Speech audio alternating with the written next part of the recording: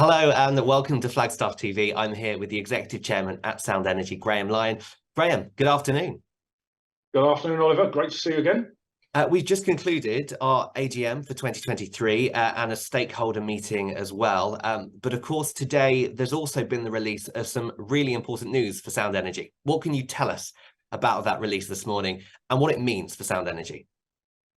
Yeah, well, first of all, I was pleased that we had a good turnout at the AGM and all our voting went in favour. So that's a little bit of a vote of confidence for us to continue our business.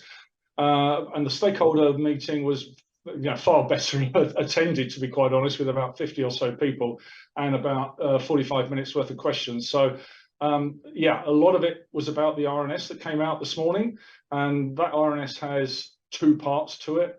The first part, if I can sort of describe it more as an asset-centered transaction, and the second part is more of a corporate transaction. So yeah, how do you want me to break them down and talk to you about that? Or go yeah, absolutely. Okay, well, that's what I hope you asked me to say. Yeah, so the opportunity, we started a process last year to try and bring a partner into our development in Tendrara and also to help us with the exploration. We're 75%, and people will maybe remember that we used to be 47.5% in that area, and we acquired the Schlumberger interest of 27.5%.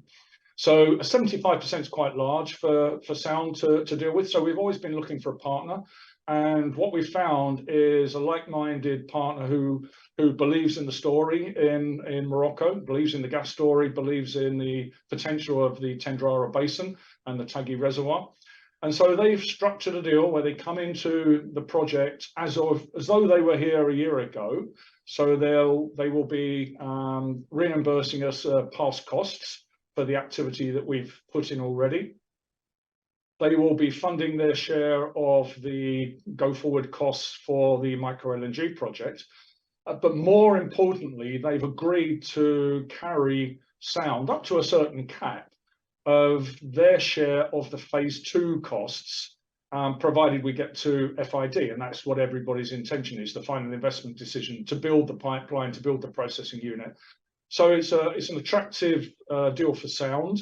It brings a partner in who, Al Valley is a private oil and gas company owned by similar people to a massive conglomerate from the Middle East who have very deep pockets and businesses in multiple countries. So what we've got is a partner who likes our strategy, can work alongside us, is a similar sort of style business, but has very, very deep pockets to help fund it. And part of the transaction we announced today, and it is all subject to all the various approvals. So don't please think this is a done deal. We know there are lots of trips along the way, but we'll manage them, and I think with both willing parties we'll get over them. But what we've got is a company with big pockets, deep pockets, and using that deep pockets, they've given us the flexibility to borrow money off of them in exchange for a share of the future production, should we need to do that. And it's not compulsory, but it's there for us. So yeah, I'm pleased with them. Secondly, they've agreed to carry Sound on an exploration well on Grand Tendrara, and clearly that's part of our pizzazz that we want to add to the portfolio. In the past, we were an exploration-only company with a strategy very much about growing big as an exploration company and then disposing of the whole business. Now we want to balance it. We want the development going into production and cash flow due next year. But at the same time, we want a bit of sparkle. If we can find more gas and make it commercial, what we're planning to drill is the TE4 Horst in a better location than the original well that was there. And that's near the central processing facility that we'll be putting in place. So it's an easy success if the well's successful to tie it in and put it on production. So we won't have multiple years of waiting to get it on production. So gas is in the area, gas is in the Horst. Now we need to find the ideal location, and they're ready to help fund it. So yeah, nice balance of funding, a good company to partner with, leaving Sound as the operator, but also putting the exploration into the portfolio. Graham, how important is this milestone for Sound Energy? I think if you read between the lines, it's very important, provided we close. What they're doing is they are offering us the bridge, the gap between the debt financing that I'm sure we'll be putting in place with the Moroccan banks and what we would have needed to raise on the open market in the way of cash to put our share of the equity into a development. So, you know, what we've seen is a certain funding size that should fill that gap, but also the opportunity to have a bigger financing should the need arise. So yeah, we can see a vision now of the financing for phase 2 being put in place, subject to all the bells and whistles getting completed.